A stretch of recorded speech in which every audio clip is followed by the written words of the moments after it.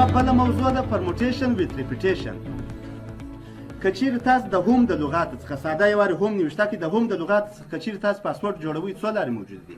هوم HOME 40 لارې موجود دي که چیرې تاسو د هوم د لغات څخه پاسورډ جوړوئ.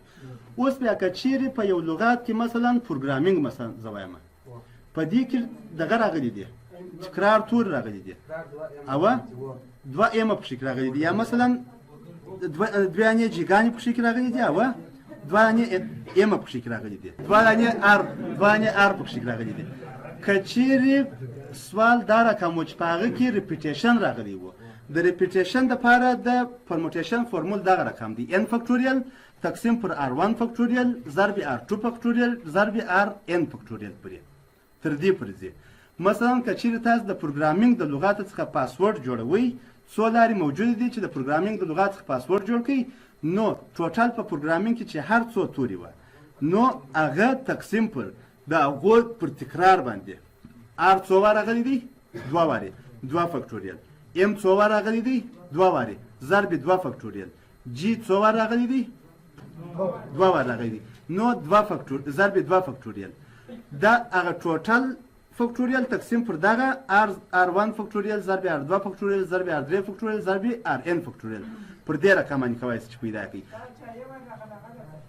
هغه خو لکه ما چې مثلا د هوم دغه درته وایه هوم څخه چې ته پاسورډ جوړوې، هغه مثلا د هوم څخه ته پاسورډ جوړوې ټوټل څو توري پکې دي؟ 4 توري پکې دي، نو 4 پرموټیشن 4 لارې بره موجودې دي چې تاسې پاسورډ د هوم د لغاتو څخه جوړوئ. نه شوې پوه؟ اوس د پروګرامینګ لغات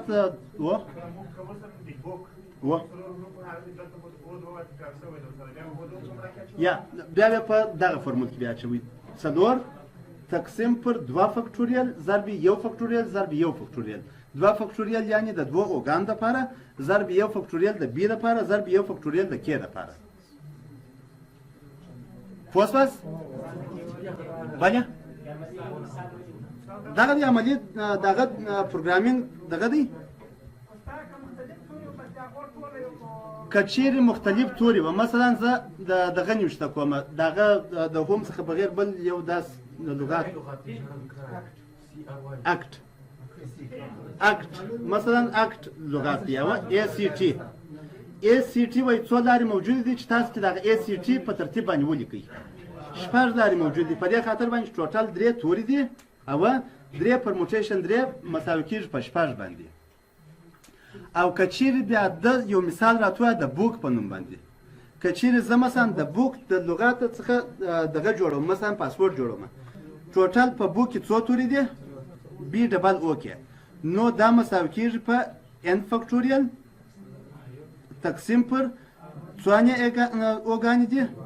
2 اوګانې دي تقسیم پر 2 فکټوریل ضرب 1 فکټوریل د کې دپاره او دیم ضرب 1 فکټوریل د کې دپاره او ضرب 1 فکټوریل د بي دپاره، نو دا مساوي کېږي په 4 فکټوریل تقسیم پر 2 فکټوریل دا مساوي کېږي دیم 40 تقسیم پر 2 دا مساوي کېږي په 12 باندې، نو 12 لارې موجود دي. دغسې که چیرې د دغه بوک د لغات څخه په استفاده باندې که چیرې تاسو پروګرامینګ نوشته کوئ هغه به پیدا کولی شئ. که چیرې تاسې متماتیکس نوشته کوئ متماتیکس هغه یو وارې لغات نوشته کوئ، وروسته بیا 4 څو لارې موجود دي بیا هغه دغه پیدا کوئ.